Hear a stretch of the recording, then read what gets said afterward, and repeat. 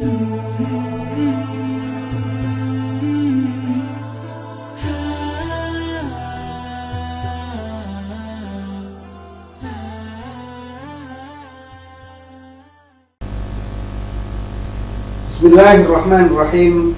Assalamualaikum warahmatullahi wabarakatuh. Alhamdulillah, wassalatu wassalamu ala rasulillah Sayyidina Muhammad ibn Abdillah wa ala alihi wa man wala.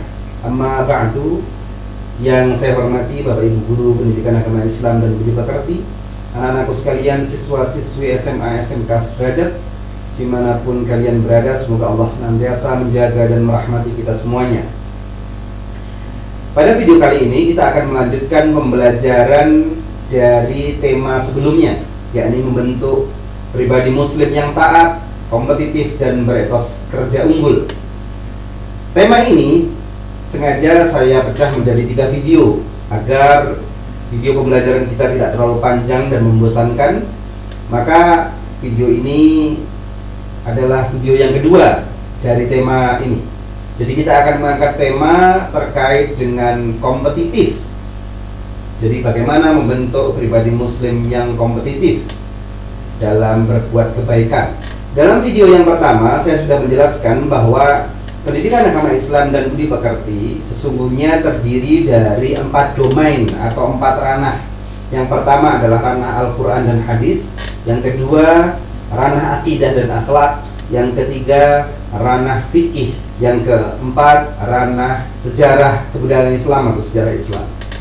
Kita saat ini sedang berada di ranah pertama, yakni ranah Al-Quran dan hadis, di mana dalam video kali ini dan video yang lalu kita mengangkat satu ayat Al-Quran yang itu kita jadikan sebagai sebuah tema pembelajaran. Ayat Al-Quran tersebut diharapkan dapat menginspirasi kita semuanya untuk berperilaku sebagaimana diperintahkan oleh Allah Ta'ala di dalam Al-Quran.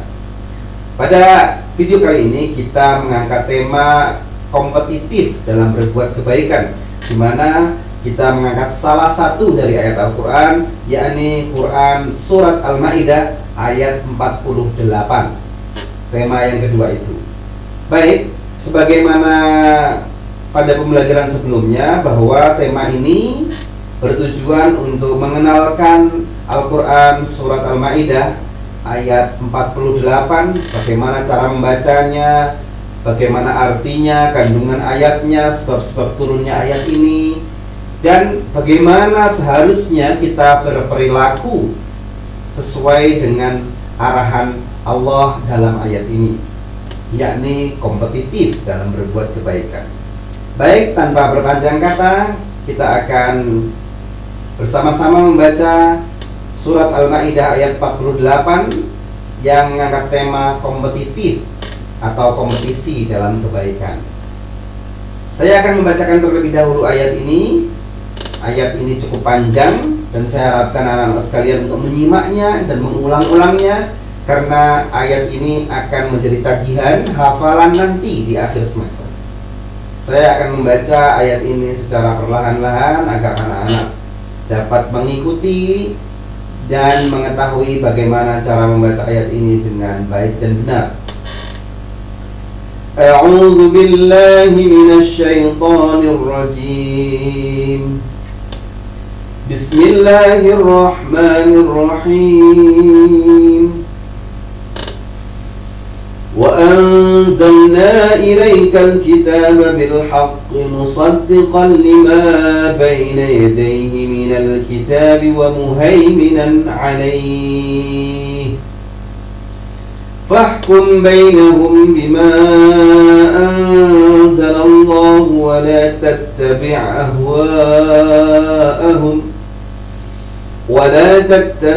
أهواءهم عما جاءك من الحق لكل جعلنا منكم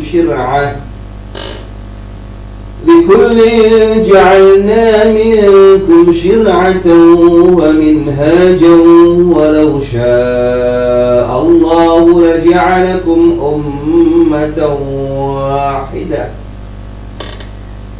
Walau syaa Allah laja'alakum ummatan wahidatan walakin liyabluwakum فيما آتاكم فاستبقوا الخيرات إلى الله مرجعكم جميعا فينبئكم بما كنتم فيه تختلفون. Sadaqallahul Azim wa sadaqallahu Rasulul Karim. Demikian cara membaca Quran surat Al-Maidah ayat 48, dan kita akan mulai mengartikan ayat ini. Wa anzalna ilaikal kitaba bil haqq, dan kami telah turunkan kepadamu Al-Qur'an dengan membawa kebenaran. Musaddiqan lima baina yadayhi minal kitab, membenarkan apa yang sebelumnya dari kitab-kitab terdahulu. Wa muhaiminan alaih, dan memelihara atasnya dari kitab-kitab sebelumnya. Jadi Al-Qur'an ini tidak berdiri sendiri dibanding dengan kitab-kitab yang lalu yang dibawa oleh Nabi Daud, Nabi Musa, Nabi Isa, dan juga suhuf yang dibawa oleh Nabi Ibrahim. Sesungguhnya apa yang dibawa oleh Nabi kita Muhammad SAW ini adalah melengkapi. Sebagian ada yang mengkoreksi karena mengubah syariah dari yang terdahulu menjadi syariah baru, tetapi sebagian hanya menambah saja atau melengkapi. Fahkum bainahum bima anzalallah, maka putuskanlah urusan mereka dengan apa yang telah Allah turunkan. Wala tattabi' ahwa'ahum 'amma ja'aka minal haqq, dan janganlah kamu menuruti hawa nafsu mereka dengan meninggalkan kebenaran yang telah datang kepadamu. Likullin ja'alna minkum syir'atan wa minhaja, untuk setiap umat di antara kamu kami berikan aturan dan jalan yang terang. Jadi setiap umat memang Allah sediakan aturan yang berbeda, syariah atau manhaj yang berbeda. Walau sya'allahu laja'alakum ummatan wahidah, sekiranya Allah menghendaki niscaya kamu dijadikan satu umat saja. Walakin liyabluwakum fima atakum, tapi Allah hendak mengujimu atas apa yang telah diberikan kepadamu. Fastabiqul khairat, maka bersegeralah berbuat kebaikan. Ilallahi marji'ukum jami'a, hanya kepada Allah lah kamu sekalian kembali. Fayunabbi'ukum bima kuntum fihi takhtalifun, dan Dia akan memberitahukan kepadamu atas apa-apa yang kamu perselisihkan. Kita lanjutkan terkait dengan asbabun nuzul atau sebab turunnya ayat ini. Tidak ada sebab khususnya yang melatar belakangi turunnya wahyu Allah ini. Adapun faktor pentingnya adalah umat Islam jangan sampai bersikap dan berperilaku seperti umat terdahulu. Misalnya umat Nabi Isa dengan kitab Injil, umat Nabi Musa dengan kitab Taurat, Nabi Daud dengan Zaburnya, yang tidak mengamalkan ajaran kitab sucinya atau bahkan mengubah isi kitab sucinya. Keberadaan kitab suci menjadi bukti dari kasih sayang Allah Ta'ala kepada umat manusia. Coba bayangkan, jika tidak ada kitab suci, pasti kacau balau dunia ini. Padahal setiap orang harus menyadari bahwa kitab suci harus ditaati dan diamalkan, bukan dicari-cari dalih yang hanya membenarkan perbuatannya, apalagi hanya sekedar memperturutkan nafsu. Saat umat Islam tampil memimpin dunia, penebar kedamaian dan ketentraman, umat Islam harus menjadi pihak pertama yang menebar kebaikan dan menjadi penegak keadilan. Jadi bagaimana Al-Quran ini dijaga keotentikannya oleh Allah Ta'ala melalui umat Muhammad yang senantiasa mengamalkan ajaran Al-Quran. Al-Quran ini dihafalkan oleh banyak sekali umat Islam, oleh ratusan ribu atau mungkin jutaan umat Islam di berbagai belahan dunia ini yang menghafalkan Al-Quran. Ini yang berbeda dari kitab-kitab suci yang lain, di mana Al-Quran ini dihafalkan karenanya dia dijaga oleh Allah keaslian dan keautentikannya. Kita lanjutkan. Ada hadis Nabi tentang terkait dengan hal ini, yang artinya dari Abu Hurairah radhiyallahu anhu, Rasulullah bersabda, segeralah beramal sebelum datang fitnah-fitnah seperti malam yang gelap gulita. Di pagi hari seorang laki-laki dalam keadaan mukmin lalu kafir di sore harinya. Di sore hari seorang laki-laki dalam keadaan mukmin lalu kafir di pagi harinya. Dia menjual agama dengan kenikmatan dunia. Na'udzubillah. Rasulullah memerintahkan kita untuk bersegera beramal, karena sesungguhnya kesempatan itu tidak banyak. Bahkan di dalam hadis ini Nabi menyatakan, fitnah-fitnah itu menjadikan seseorang yang pagi hari dia mukmin, sore harinya dia kafir, atau sebaliknya, sore hari dia mukmin, paginya terlaknat. Untuk itu kesempatan beramal tidaklah banyak, maka perlu kompetisi dan bersegera dalam beramal. Kandungan dalam surat Al-Maidah ayat 48 ini adalah bahwa Allah menurunkan Al-Quran dengan membawa kebenaran, membenarkan isi kitab-kitab sebelumnya, yakni Taurat, Injil, dan Zabur. Al-Quran tidak menghapuskan isi dari kitab-kitab sebelumnya, melainkan melengkapi dan menyempurnakan. Dengan demikian Al-Quran memelihara isi hukum ketetapan-ketetapan yang terdapat dalam kitab-kitab terdahulu. Contohnya, Taurat menetapkan 10 perintah atau wasiat Tuhan. Allah pun memelihara hal tersebut dalam surat Al-An'am. Allah memerintahkan hambanya, kita semuanya, untuk menggunakan kitab Al-Quran sebagai rujukan dan dasar dalam mengambil keputusan atas segala hal atau segala permasalahan. Allah Ta'ala melarang kita untuk mengikuti orang-orang yang menjadikan hawa nafsu kepentingannya dalam memutuskan suatu perkara dan mengesampingkan kitab suci yang diturunkan. Allah Ta'ala menjelaskan bahwa kitab-kitab terdahulu berlaku untuk umat tertentu dan mempunyai aturan dan jalan hidupnya sendiri. Tapi Al-Quran ini berlaku sampai akhir zaman. Allah menyuruh hambanya untuk bersegera berbuat kebajikan dengan berpegang teguh pada agama dan keyakinan konsekuen terhadap Al-Quran, karena manusia akan kembali kepadanya dan Allah akan memberitahu dan memberikan balasan atas segala apa yang dilakukan oleh manusia dengan pedoman hidupnya, yakni Al-Quran. Kita lanjutkan isi kandungan ayat 48 ini. Al-Quran itu hak, baik isi maupun kandungannya, cara turun dan zatnya yang menurunkan, yang mengantarkan maupun yang diturunkan kepadanya.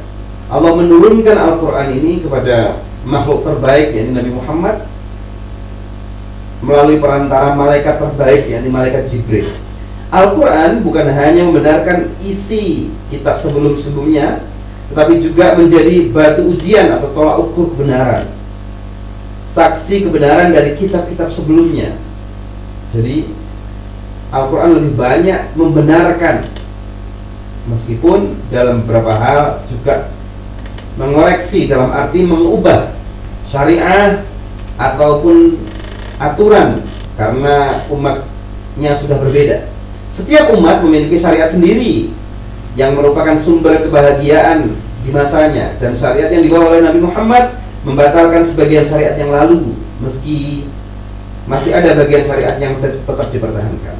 Jadi beberapa syariat terdahulu, misalnya syariatnya Nabi Musa misalnya, itu sudah tidak berlaku.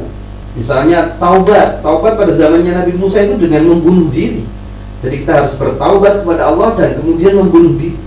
Justru taubat itu kemudian pada syariatnya Nabi Muhammad diganti. Membunuh diri adalah sesuatu yang terlarang. Jadi taubat sangat mudah bagi umat Muhammad ini. Dia cukup beristighfar kepada Allah, dia berjanji kepada Allah tidak mengulanginya lagi. Itu sudah menjadi taubat. Kemudian keempat, setiap umat ada kiblatnya sendiri sesuai dengan kecenderungan dan keyakinan masing-masing. Kemudian melalui ayat ini umat Islam harus giat melaksanakan segala bentuk kebajikan, seperti sholat, menuntut ilmu, peduli pada sesama, menebar kedamaian, berprestasi maksimal dalam bekerja, santun, bertutur kata, saling membantu kepada sesama. Selanjutnya yang keenam, Allah telah menetapkan syariah atau manhaj khusus bagi setiap masa dan setiap umat. Umat Musa, Isa, Daud ada syariatnya sendiri. Begitu pula dengan Nabi Muhammad SAW. Yang ketujuh, Allah Ta'ala tidak menghendaki menjadikan manusia ini menjadi satu umat. Jadi sudah menjadi ketetapan Allah bahwa kita menjadi umat Muhammad, yang sebelumnya menjadi umatnya Nabi Musa, Nabi Isa, Nabi Daud, dan seterusnya. Dan seterusnya, ini adalah beberapa perbedaan yang terpenting. Kita diperintah oleh Allah Ta'ala untuk bersegera dalam berbuat kebajikan dan berkompetisi dalam berbuat kebaikan. Lantas bagaimana dengan pengamalan dari ayat ini? Ayat ini sangat baik untuk menginspirasi kita melakukan amalan-amalan yang sesuai dengan apa yang telah diperintahkan oleh Allah dalam surat Al-Maidah ayat 48 ini. Yang pertama, tetap berada di jalan kebenaran dan tidak menunda-nunda untuk berbuat baik, karena ajal tidak mengenal tua muda, kaya miskin, siap atau tidak siap, semuanya akan mati kalau sudah menjadi ketetapan Allah.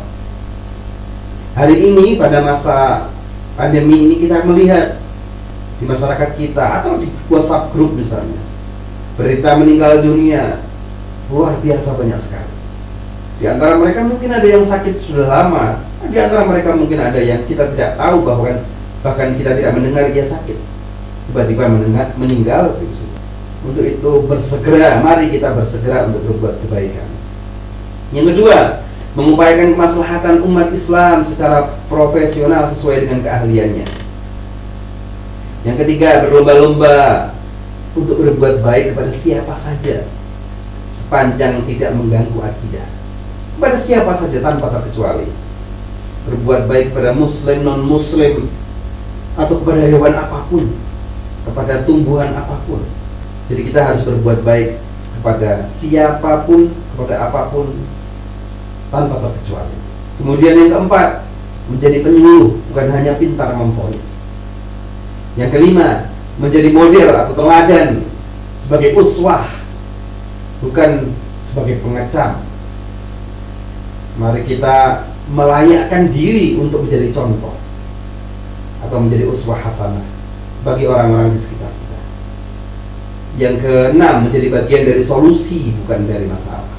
Saya kira ini adalah beberapa hal yang bisa kita amalkan sebagai wujud dari aktualisasi ayat 48 surat Al-Maidah ini. Semoga kita semuanya dimudahkan oleh Allah dalam menjalankan perintah-perintahnya.